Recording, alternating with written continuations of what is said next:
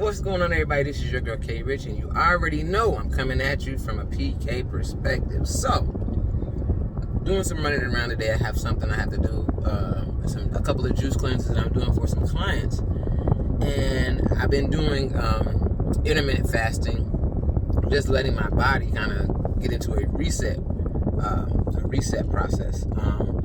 So the fasting is done at a certain time of day. So for me today, my fasting is done 1:30. That's been this week's or last week's agenda. It was 1:30. So from 9:30 at night to 1:30 the next morning. And I had some running around to do. I'm ripping and I'm tearing, and I'm like, man, I gotta hurry up because it's about to rain. Yeah, I'm in Tampa certain times of day. This is just what we get.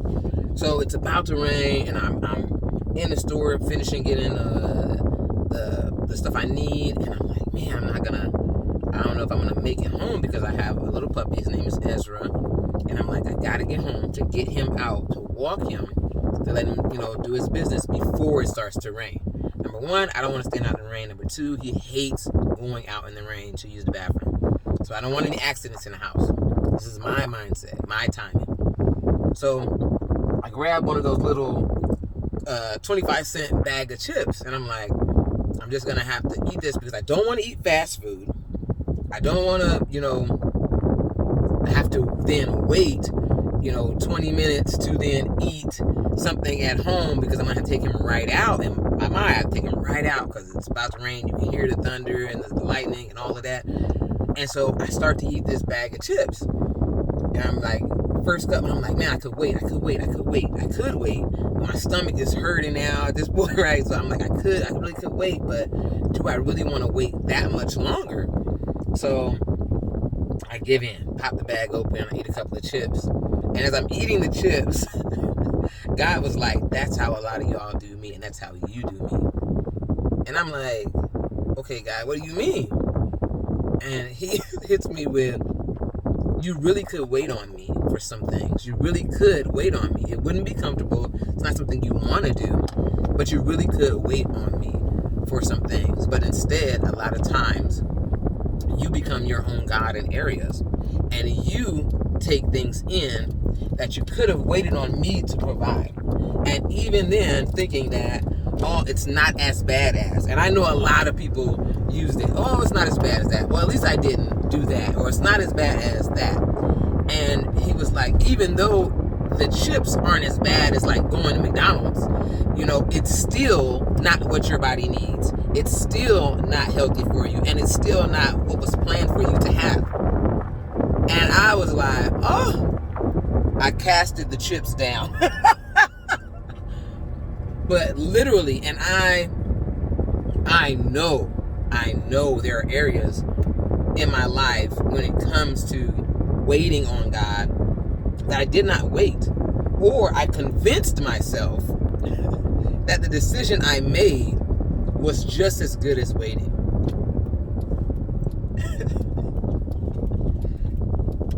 Man, when I tell you, God be hitting me with something. And when I tell people God ministers to me through small, like a bag of chips or a cartoon or something, he speaks to me with the smallest things so I can have understanding. But this is a weighty topic, because a lot of times we get ourselves out. Let's just say me. I'm just going to say me. I don't want nobody to be like, I'm talking that.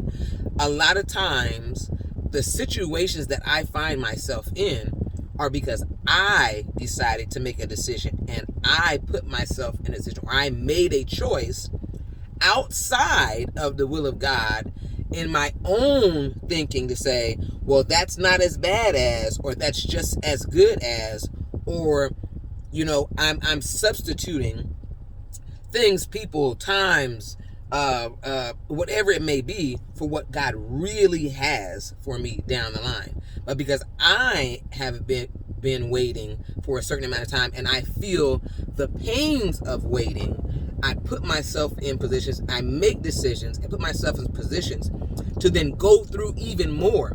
Because what I chose was still not good for me. It wasn't what I was supposed to have, and it wasn't the best for me. But I got tired of waiting and made a choice out of my flesh and not waiting and being patient in the Spirit and listening to the Spirit. And sometimes I heard God like, don't do that. You really shouldn't don't do that. That's not a good choice. But because I wanted what I wanted when I wanted it, I made a decision, and I put myself, and this is the selfish part of it, I put myself and others in a position to be outside of the will of God, or in a position not to receive from me because I am now outside of the will of God, or I put them in a position to look at saints, Christians, whatever, in a bad or a negative light because of my decisions, right? Because of my impatience. And we never think that souls could be lost because we're impatient, because we make decisions outside of the will of God. But that is possible. Not that I went up and just did something to them, but it's the act and the repercussions from the actions of my decisions to not wait on God that put them in a position to see me, right, the image of God in the earth now, in a different light. And now they look at God, Christians, whatever you want to call it, from a different perspective, not the perspective that was intended by God for them to see. What was the healthy side of what God wanted them to see? But they see me, I'm talking about me, operating in my dysfunction and out of my impatience. And now I've lost a witness. Someone's soul they could have been so turned off by whatever it is, however small it may seem, they could have been so turned off by that now they can't receive from the Most High. Like, wow, right? Wow. But I've done it. I've done it, unfortunately, in times of ignorance and weakness. I've done it consistently.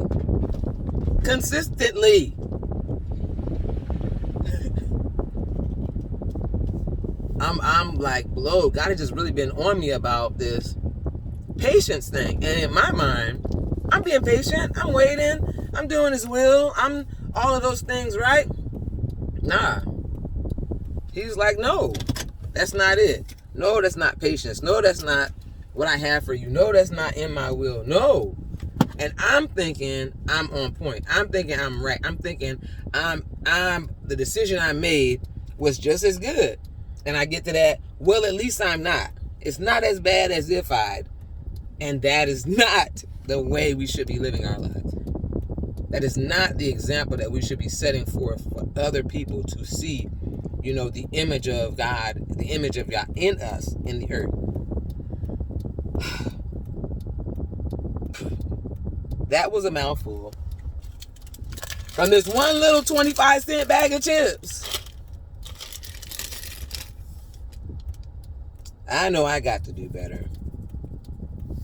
And we all have to do better collectively as we image God in the earth, as we patiently wait on God, as we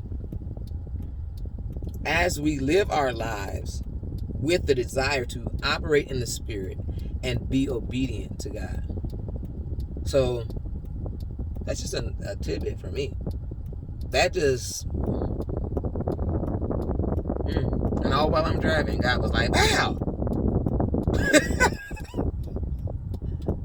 And I did not want to wait.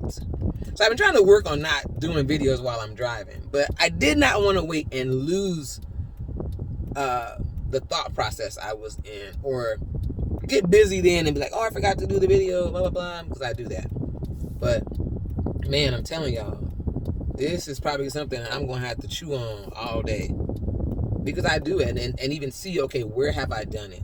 Where have I done it? What do I need to then repent from and for? And then how do I put and implement tangible things to do or to be, so I don't do those things again.